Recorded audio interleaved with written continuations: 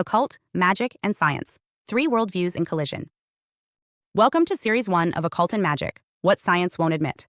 I'm Adeline Atlas, 11-time published author, and in this first video, we begin with what might be the most important clarity you'll ever gain about how the world works.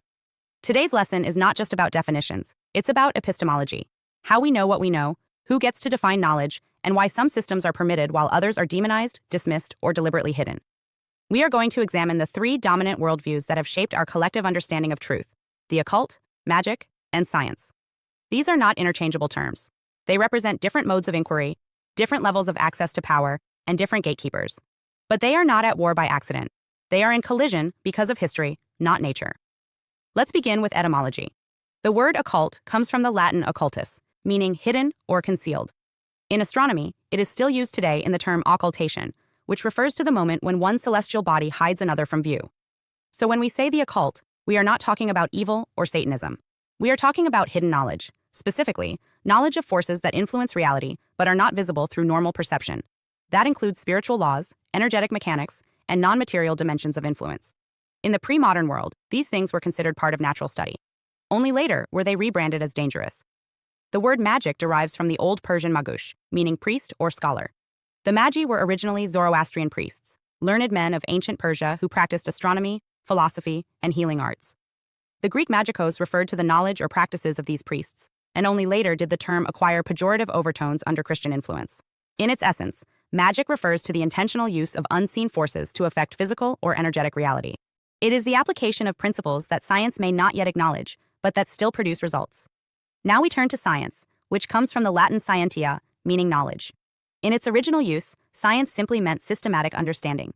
There was no division between natural philosophy, now physics, sacred geometry, or herbal medicine. But modern science, as it evolved after the Enlightenment, narrowed its definition to the empirical measurement of material phenomena. This was not a neutral shift. It was a political and philosophical restructuring of knowledge that excluded the unseen. So now we have 3 words: occult, magic, and science, all rooted in the pursuit of understanding, but fractured by cultural history. What happened? Why did they become enemies? The answer lies in the collapse of the sacred triangle. In ancient civilizations, the roles of priest, scientist, and sorcerer were often held by the same individual or institution. Take ancient Egypt, for example. A temple priest was also an astronomer, a healer, and a ritualist. Their knowledge of the stars informed agriculture, calendar construction, and spiritual rites. In Sumer, Mesopotamia, India, and China, spiritual law and scientific observation were not separated. They were integrated. The observation of the stars, the study of herbs, the tuning of sound, and the manipulation of energy fields were all part of what we now call magical or occult systems. But over time, especially in the West, that triangle was split apart. During the rise of the church in medieval Europe, spiritual authority was consolidated, and any independent access to spiritual power was outlawed. Magic, once honored, was labeled heresy. Priests were given dominance over the unseen, and sorcerers were burned. Then came the Enlightenment, during which the pendulum swung the other direction. The authority of the church was challenged, and science rose as the new arbiter of truth. But this time, science went too far in the other direction. In reaction to religious dogma, it rejected anything non-material. Spirituality, magic, and occult study were once again sidelined. This time, not as heresy, but as pseudoscience. This is how the triangle fractured. The priest was institutionalized, the sorcerer was criminalized, and the scientist was sterilized. And that artificial separation still governs how we interpret reality today. But underneath the academic language, these 3 forces still exist. In fact, they govern everything. Let's now take a closer look at how science, as it is practiced today, is structurally opposed to the metaphysical, not because of evidence, but because of its own foundational assumptions. Modern science is built on 3 core philosophical pillars: materialism, reductionism, and determinism. Materialism holds that only physical matter exists, and anything spiritual is either delusion or byproduct. Reductionism says that complex systems can always be understood by breaking them into parts: atoms, molecules, genes. Determinism claims that if you know all the variables, you can predict all the outcomes. These principles have allowed science to make incredible advances in medicine, engineering, and technology. But they are incomplete. They cannot explain consciousness. They cannot measure intention. They cannot replicate the effects of prayer, ritual, or belief. Yet these phenomena continue to produce measurable outcomes across time and cultures. Take, for example, the placebo effect, where a sugar pill has real healing effects if the patient believes it will work. Science acknowledges this effect, but cannot explain it. Or consider the double-slit experiment in quantum mechanics, where particles behave differently depending on whether they are observed. These phenomena violate the classical assumptions of determinism. They imply that consciousness itself affects matter. And that is precisely what magical and occult systems have always claimed. Now let's look at magic through a historical and operational lens. Magic is not about spells and costumes. It is about the intentional manipulation of energy through will, ritual, symbol, or resonance. This includes practices like invocation, visualization, sound work, sigils, sacred geometry, and timed ritual action. These methods are based on the premise that energy responds to consciousness, that thought, emotion, and symbol are functional tools in shaping reality. Magical systems are not random. They are built on centuries of empirical observation within the esoteric traditions. Just because these systems don't operate under the double-blind model of modern science doesn't mean they lack validity.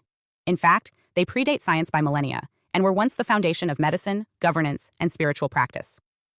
Let's take a historical example, the Hermetic tradition. Rooted in ancient Egypt and Greece, Hermeticism teaches that, as above, so below, meaning the macrocosm of the universe and the microcosm of the self are mirrors. This is not poetic. It is a metaphysical principle found in alchemy, astrology, and sacred architecture. Hermetic scholars like Paracelsus were physicians and mystics, healing the body with herbs and the soul with ritual. His work influenced the development of chemistry and medicine, yet he is rarely acknowledged in scientific history. Why? Because his worldview included the invisible. Now contrast this with modern medicine. Today's medical science often treats the body as a machine and the mind as a chemical accident.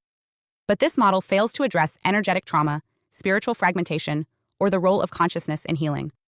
That is why more people are turning back to energy work, plant medicine, and ritual, because modern science, though powerful, cannot reach the soul. So why does the scientific establishment still deny the metaphysical? The short answer is control. When knowledge is centralized, whether in the church or the university, power is preserved by gatekeeping. If people learn they can influence reality with their own mind, reclaim energy through ritual, or contact source without a priest or a lab, the system loses control. That is why both the church and the academy have spent centuries vilifying, mocking, or discrediting the occult and magical arts. But ironically, those in power still use them. Political speeches, mass media events, award shows, and even war declarations are often timed with astrological events, numerological alignment, or occult symbolism. Ritual did not disappear. It went corporate. The public is told to ignore the spiritual, while private institutions harness it in plain sight. That is the hidden contradiction of modernity. Science is promoted as neutral, but it often serves the same control function that religious dogma once did, limiting the scope of what is real, allowed, and effective. So what do we take from this? First, we must restore the triangle. The priest, the scientist, and the magician are not enemies. They are archetypes of inquiry. Each holds a part of the truth. Science gives us tools, magic gives us power, spirituality gives us purpose. The integration of these three paths is the only way to reclaim wholeness of knowledge. Second, we must examine who benefits from hiding this integration. Why are magical traditions ridiculed? Why are occult systems demonized? Why are spiritual scientists erased from history? When you follow the suppression, you find the value of what's been hidden. Third, we must learn to think outside institutional permission. Just because something isn't taught in school or peer-reviewed in a journal doesn't mean it isn't real. Indigenous healers, temple priests, and ritualists preserved knowledge that science is only beginning to rediscover through epigenetics, cymatics, quantum fields, and neuroplasticity. You were born into a fractured model of knowledge, but you don't have to stay in it. The occult is not evil, magic is not fantasy, and science is not sovereign. They are three languages for describing the unseen, and when you learn to speak all three, you no longer need permission to know. Coming up next in video 2, we'll look at black magic versus white magic, not just as moral concepts, but as strategic frameworks for how spiritual power is used, abused, or aligned with universal law. You're not just learning history. You're reclaiming your interface with reality. And this is where we begin. Hi, I'm Adeline Atlas. 11 times published author and School of Soul has just released one of our most requested deep dives, the Magic and Occult series. This series is not for the faint of heart. It's for those who know there's more going on beneath the surface, behind the media, behind the family, behind the system. This series breaks the spell and hands you the map. The Magic and Occult series includes over 200 videos on 1. Entertainment or ritual. Decoding mainstream media as mass spellwork. 2. Occult families. Spot them. How generational magic and ritual lineage hides in plain sight. 3. Occult symbolism. The signs, seals, and signals used to claim, curse, or command. 4. Esoteric symbolism. Layered meaning, sacred geometry, and encoded messages. 5. Law is magic. How contracts, courts, and language are rituals of power. 6. Spells and spirits. what magic really is and what happens when you use it. 7. Covens and lodges, where modern ritual happens and who's involved. 8. Destiny swapping, how rituals steal timelines, talent, or soul contracts. 9. Energy harvesting, spiritual parasitism, and how to seal your field. 10. The clairs, your intuitive senses, clairvoyance, clairaudience, clairsentience, and more. 11. Become magical, how to strengthen your gifts, protect your mind, and wield conscious force. 12.